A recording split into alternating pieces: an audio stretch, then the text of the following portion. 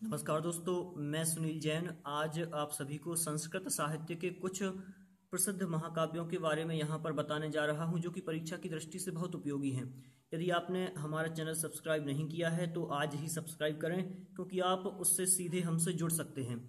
देखें यहाँ पर क्रातार्जुनीयम, जो कि क्रातार्जुनीयम है, यह महाकवि भारवी की रचना है। इसमें 18 सर्ग हैं और जो प्रधान रस है इसका वह वीर रस है। यह महाभारत के वन पर्व से लिया गया है। महाभारत का वन पर्व इसका उपजीव्य है।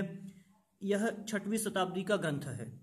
अगला देखें शिशुपाल वधम, जो कि महाकवि माघ की रचना है।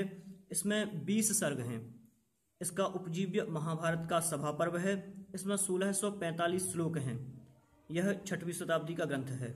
अगला देखें नैषधीय चरितम, जो कि महाकवि श्रीहर्ष की रचना है। इसमें 22 सर्ग हैं। श्रृंगार रस इसका प्रधान रस है और यह महाभारत के नलोपाख्यान से लिया गया है। इसमें 2830 श्लोक हैं। इसमें नल और दमयंती की जो प्रेम कथा है उसका वर्णन है। यह 12वीं शताब्दी का ग्रंथ माना जाता है। यह जो तीनों ग्रंथ हैं यह बृहत्त्रयी कहे जाते हैं। संस्कृत साहित्य में बृहत्त्रयी के नाम से प्रसिद्ध हैं तीनों ग्रंथ। अगला ग्रंथ देखें बुद्ध चरितम, जो कि महाकवि अश्वघोष जी की रचना है। इसमें 28 सर्ग हैं और इसका जो प्रधान रस है वह शांत रस है। इसमें 14 तो मूलतः अभी प्राप्त होते हैं। इसके बाद में इसे ललित विस्तर भी कहा जाता है। अगला देखें सौंदरानंद, यह भी अश्वघोष जी की ही रचना है, जो कि महाकाव्य है। 18 सर्गों में यह विभक्त है। इसमें गीता के कुछ दार्शनिक तत्वों का प्रभाव देखने को मिलता है। जो गीता में दार्शनिक तत्व बताए गए हैं वह इसमें देखने को मिलते हैं और इसमें बुद्ध के भाई नंद का वर्णन है। अगला देखें कुमार संभव, जो कि महाकवि कालिदास जी की रचना है। यह 17 सर्गों में विभक्त है और शिव पुराण, जो कि इसका उपजीव्य है, और यह 17 सर्गों में विभक्त है। और जो 8 सर्ग हैं उन 8 सर्गों पर मल्लिनाथ जी की टीका प्राप्त है। जो कि प्रसिद्ध टीकाकार मल्लिनाथ हुए हैं, उनकी टीका केवल 8 सर्गों पर ही प्राप्त होती है। अगला देखें रघुवंश महाकाव्यम, जो कि कालिदास जी की ही रचना है। इसमें 19 सर्ग हैं और इसका उपजीव्य क्या है तो पद्म पुराण, जो कि इसका उपजीव्य माना जाता है। इसमें 31 राजाओं का वर्णन है, जो सूर्यवंशी जो राम आदि थे, उन राम अज रघु आदि जो इनका वर्णन है। और इसमें दिलीप से लेकर अग्निवर्ण तक जो अंतिम राजा हुए उनकी कथा का वर्णन है, उनके बारे में बताया गया है, उनके नाम उल्लेखित किए गए हैं। और इस रघुवंश महाकाव्य पर भी मल्लिनाथ जी ने संजीवनी नाम की टीका लिखी है, जो कि बहुत प्रसिद्ध है। अगला देखें भट्टी काव्य, जो कि रावण वधम नाम से प्रसिद्ध है। यह महाकवि भट्टी जी द्वारा लिखी गई है। 22 सर्गों का यह महाकाव्य है। वाल्मीकि रामायण इसकी उपजीव्य है। 1624 इसमें श्लोक हैं। वीर रस प्रधान है, व्याकरण पर आधारित है या फिर इसमें व्याकरण का ज्ञान ज्यादा दिया गया है।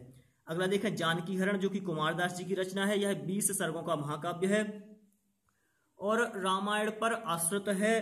रामायण इसका उपजीव्य है और वीर रस प्रधान है। अगला देखें हरिविजय, जो कि रत्नाकर जी की रचना है। इसमें 50 सर्ग हैं, 4321 श्लोक हैं। यह वीर रस प्रधान रचना है। अगली देखें धर्म शर्माभ्युदय, जो कि हरिश्चंद्र जी ने लिखी है। इसमें 21 सर्ग हैं और जो जैन धर्म के तीर्थंकर 15वें तीर्थंकर धर्मनाथ जी थे उनके चरित्र का वर्णन है, उनके विषय में बताया गया है। अगला ग्रंथ देखें राघव पांडवीयम, जो कि माधव भट्ट जी की रचना है। 13 सर्गों में यह विभक्त है। रामायण इसका उपजीव्य है। महाभारत भी इसका उपजीव्य मान सकते हैं, दोनों इसके उपजीव्य हैं। दोनों से इसकी कथा प्राप्त होती है। 668 पद्यों का यह ग्रंथ है। अगला देखें सेतुबंध। सेतुबंध ये भी एक रचना, प्रसिद्ध रचना है, जिसकी प्रवर सेन इसके रचयिता हैं।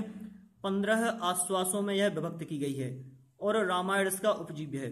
अगला देखें कुमारपाल चरितम, जो कि क्षेमेंद्र जी की रचना है। इसमें 28 सर्ग हैं, 28 सर्गों में यह विभक्त है। अगला देखें हयग्रीववध, जिसके रचयिता भर्तृमेष्ठ हैं। भर्तृमेष्ठ यहाँ पर मिस्टेक लिखा हुआ है, लेकिन भर्तृमेष्ठ अपन को पढ़ना है। अगला देखें पाताल विजय। पाताल विजय जो की रचना है, पाताल विजय है, इसके पाणिनि जो हैं रचयिता हैं, महर्षि पाणिनि इसके रचयिता हैं। कृष्ण जी के पाताल गमन का इसमें वर्णन है और भी जाम्बवती हरण आदि इस प्रकार से विवाह आदि का वर्णन है। अगला देखें स्वर्गारोहण, यह कात्यायन जी की रचना है।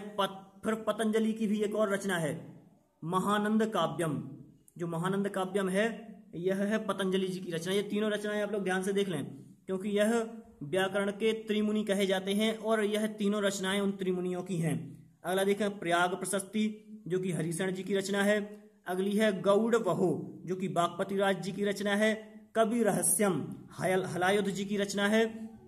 अगली पारिजात हरण, कवि कर्णपुर की रचना है। सोमपाल चरितम या फिर सोमपाल विजय जल्लड़ जी की रचना है। हरिहरित चिंतामणि जयद्रथ जी की रचना है। अगली मथुरा विजय गंगा देवी जी ने लिखी है। नव साहसांक देव चरितम, यह पद्मगुप्त परिमल जी की रचना है। यहाँ पर परिमल जी पूरा नहीं लिखा है, लेकिन परिमल जी की रचना है। अगली देखें विक्रमांक देव चरितम, जो कि बिल्हड़ ने लिखी है। महाकवि बिल्हड़ जी की रचना है। 18 सर्गों में विभक्त है, वीर रस का प्रधान रस है। अगली रचना है कल्हड़ जी की राज तरंगणी, 8 तरंगों में विभक्त है। 7826 श्लोक हैं, शांत रस प्रधान है। जयानक महाकाव्य, जो कि पृथ्वीराज विजय जी की है। जयानक जी की यह रचना है और पृथ्वीराज विजय नाम से है। सोमेश्वर देव जी की एक रचना है, जो कि कीर्ति कौमुदी के नाम से प्रसिद्ध है। एक और जो थे महाकवि नय चंद्र, जिन्होंने हम्मीर महाकाव्यम की रचना की। इस प्रकार से यह 40 महाकाव्य हैं जिनके बारे में अपन ने अभी समझा।